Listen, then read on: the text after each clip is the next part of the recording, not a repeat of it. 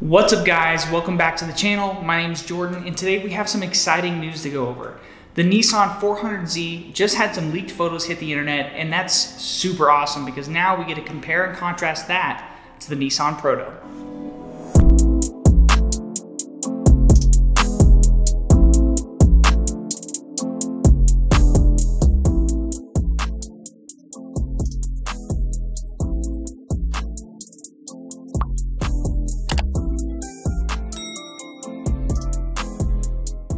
I'm pretty sure that if you're watching this video, you've seen everything there is to know about the Nissan Proto.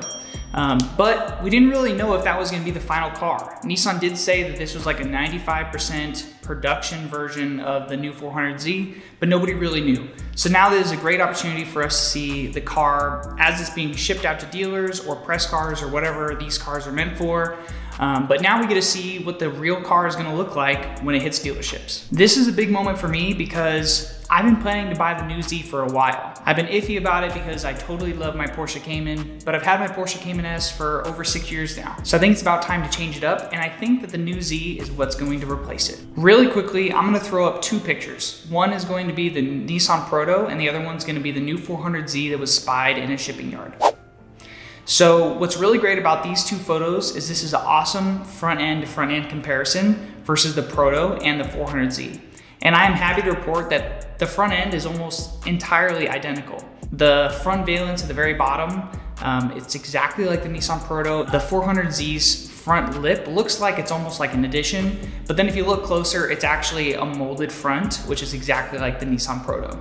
I think this is gonna be really awesome because it leaves a lot of room for additional carbon fiber lips or canards in the front. It has a really smooth finish, which I think is what partially made the 350Z a timeless look and is now turning into a classic. It has a smooth front end, it's not too busy, and overall, I think it looks really, really good, and it's exactly like the Nissan Proto.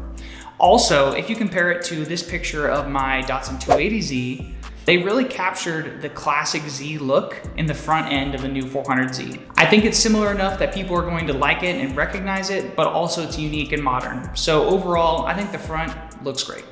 Moving on from the front and going to the rear, you can see that the 400Z looks almost identical to the Nissan Proto. There's a couple small changes, like some dot LEDs in the rear taillights. I think those are gonna be the indicators, and it's probably just gonna be individual orange LEDs that are gonna be flashing. I'm curious to see what that's like in real life, and hopefully it looks good. The rear diffuser is definitely changed with the 400Z. It has a little bit more aggressive styling. It's a little bit wider, I think, on the outside. It's got strakes at the bottom of the diffuser, whereas the Nissan Proto was just totally smooth, and I think it looks really great. I think the piano black trim is going to age poorly, so I think there's probably gonna be some carbon fiber aftermarket pieces, which I will definitely take advantage of. Also, you can see that they added a little bit of a wing lip spoiler on the back of the car, almost like what I have in the Datsun 280Z. So obviously I think it looks good, but I think that if I get, and when I get the new Z, I'm definitely gonna do some aftermarket wing options. So overall, I think the rear looks really, really good, and I think that Nissan hit it out of the park.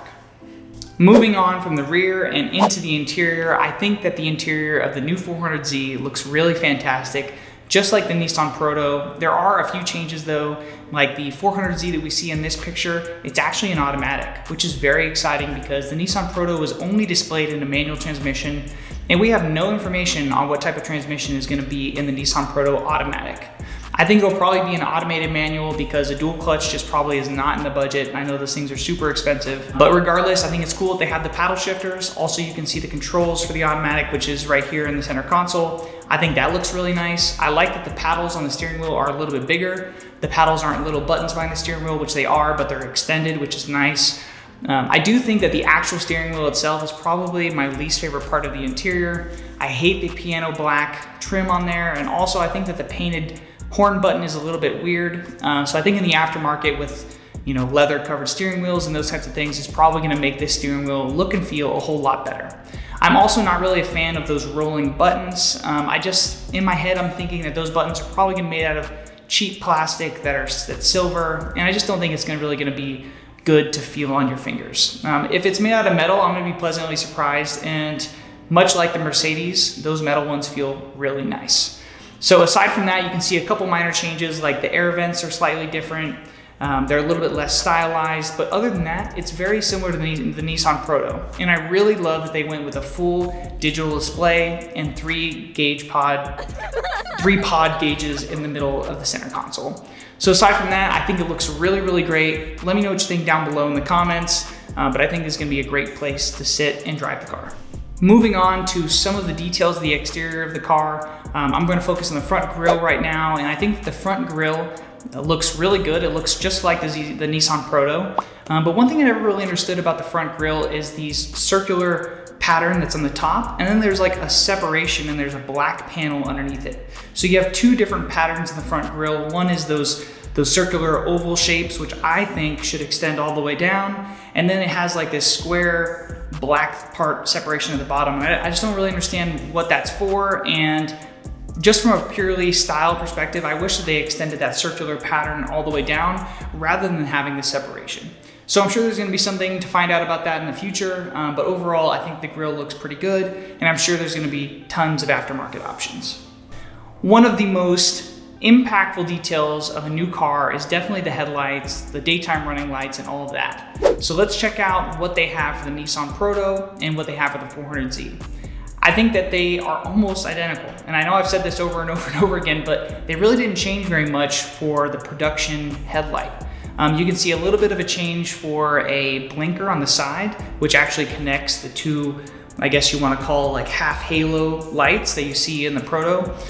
This picture that we have of the 400Z is not very detailed, it's not very high resolution, but I think it looks almost identical.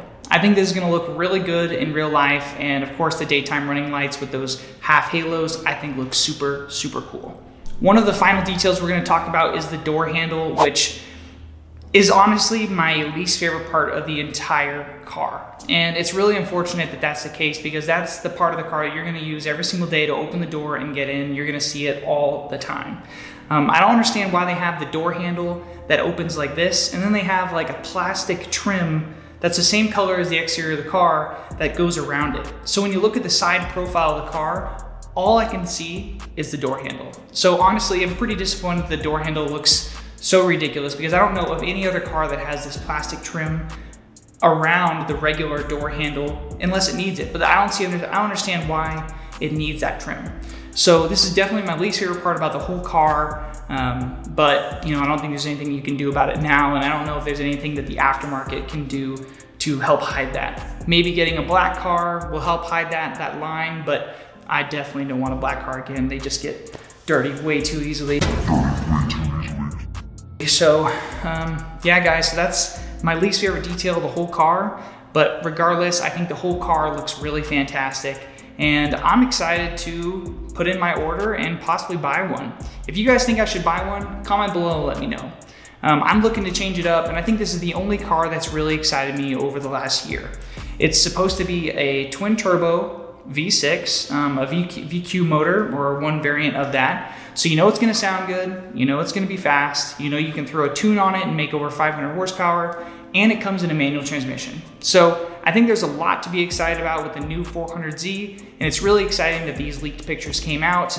Let me know what you think. Comment below and tell me if you like the new Z, if you think it's not cool, if it's cool, or whatever you think. So otherwise guys, thanks for watching, like this video, subscribe to the channel, and hopefully we'll see you at the next one. See ya. Off and do some maintenance on it easily, but